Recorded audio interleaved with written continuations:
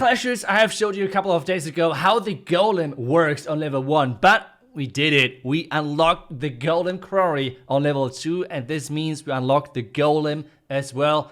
And there it is, the Mountain Golem is on level 2 for us. So now, because we cannot do any friendly challenges, because the raid weekend is on, I think we should just go into the Prime test. We should try to take down a district with the Mountain Golem, right? Like, that is what we're going to do. We can see we're match versus army. It's still, you can see it, they have like one district less than us, and we have already a lot of upgrades on Capital Hall level 7. It's kind of strange. Matchmaking is based on the upgrades, but let's dive into it. And to prepare for the Golem, you have to remember, he's only level 2. What does this mean? Well, those guys max out their villages, so the DPS, the damage per second, is incredibly high on those villages. So we need to take care of everything which can take down the Golem. And typically, you go for the blast bow first. But it's the Golem. The blast bow is doing splash damage, which you don't care about with the Golem. The same with the giant cannons. So instead, we are trying to concentrate on the far top right side with our damage and try to take down every spear thrower, every cannon, and all of this. Like, this is our main objective right now, to prepare the base to take down then, hopefully, in the second attack with our next attack. That is like the wish list, if you want to say like this. So, starting things off, we already clear all of the point defense around this bottom side. Wall break in and rage over there, because there is a lot of defensive in that compartment, which we can take down just way quicker. So the rage at this point is only to speed up the archers and make them a little bit more powerful, to go through those buildings a little bit, a tiny bit faster, and we can save some archers then for the back end for other buildings. As well, obviously, we have rushed the archers as soon as possible, which means the first upgrade we did on Capital Hall level 7 was to try to get the archers to the next level, because take a look at that. They're so broken. It's insane. They're so strong, and we'll just keep going. We even took down that spear thrower. That is just brutal. Taking everything out over there, and then we go for the far right side as well. Try to take down cannons. We should be able to take down this hut with dealing some damage as well to the next buildings.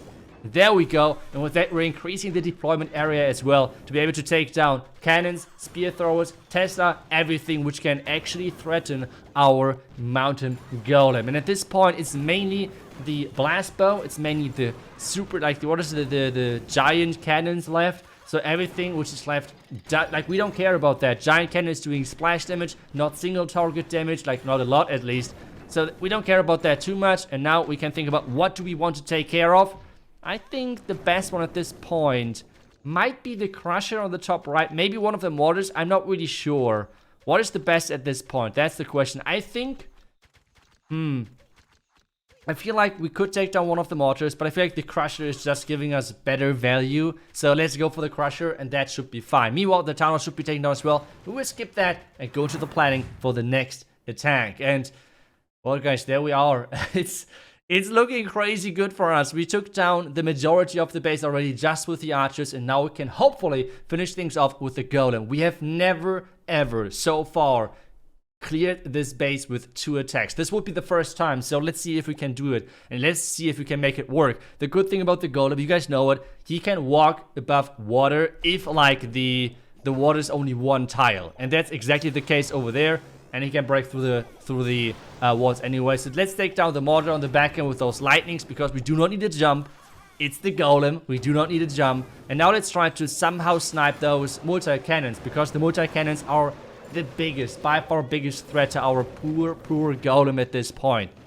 And you can see as well, you can take a look at those cannons. They deal 0 damage to our Golem, because, as I said, they are mainly good for the splash damage. The same thing as the blast bow. The blast bow as well is there to provide splash damage versus, I don't know, like super wizards, I don't know, rocket loons or anything which is just a swarmy troop, right? So that's like the main purpose. And so far, if we can take down the multi-cannon, which we should be able to do so, we actually completed this base, this district, with 2 attacks, and it's looking good so far. We have only the Wizard Tower left, which should be doable. 2 minutes left as well, which should be no problem whatsoever. We got it done. There we freaking go. The Golem to clean things up, and this is like the cool thing about this, right? Because you always have different objectives. So far on this base, we always went first for the blast bow. The blast bow always was our first priority. And this is typically what you try to do, right? Like as a base builder, you try to defend the blast bow with splash damage, because the blast bow is the building which everyone is going for with archers, right? So having giant cannons covering this blast bow, that's good. That's how you try to defend archers. So we just flipped the coin and made it that, well, everything pretty much sucked, because we went for the single target defenses first and then for the splash damage with our golem. And that's the cool thing about this. You obviously always have like a default army, and you can mix things up quite a bit to actually get crazy value. And there we go, 2 attacks. Let's go into the next district and see if we can take it down in maybe 2 as well. I have a cool idea. Let's see how that works. Let's dive into it. And there we go, with the army is ready.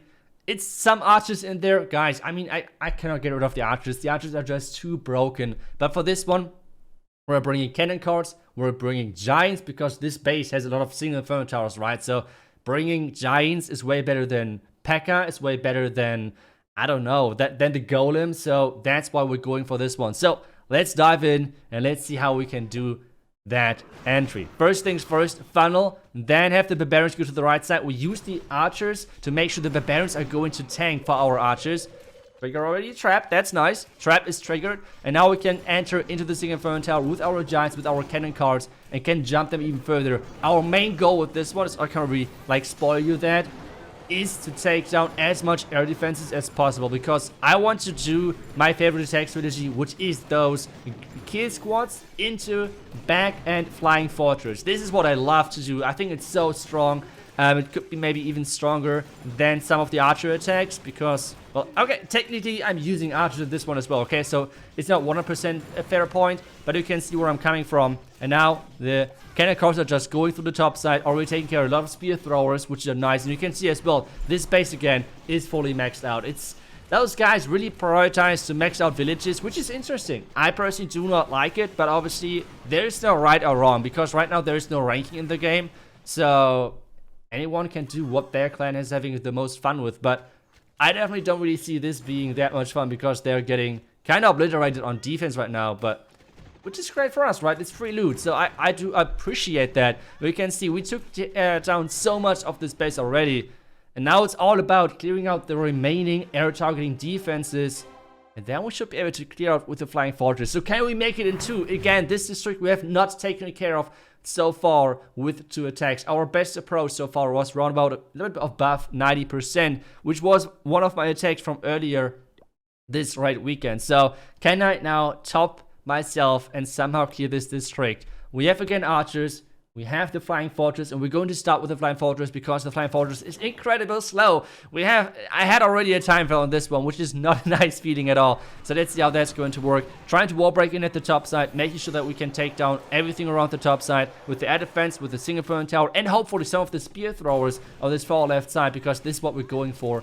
Clean up, like in the corners, everything. We're going to do that later on. That's like the next thing. This cannon card kind of sucks, to be honest. What is this cannon card doing? Let's do the lightning did nothing to that cannon card. Yeah, let's have it back into the raid, and then we can use our sneaky archers over there. Maybe, I hope so. Take it down. Let's see. Yes, okay, it's taken down. That's great. Use another lightning over there. I feel like those lightnings were completely swag, but I had no clue where to use it anyway. So let's just keep using more archers. We can already clear the back end with 1 wall breaker, and we're using the generated barbarians to actually clean things up. That's the plan, and so far it's working out great. And now we have to take care all of the back end air targeting defense, which, oh, that giant bomb, come on. Who's having giant bombs inside this base, specifically the outside? That's annoying as freaking hell.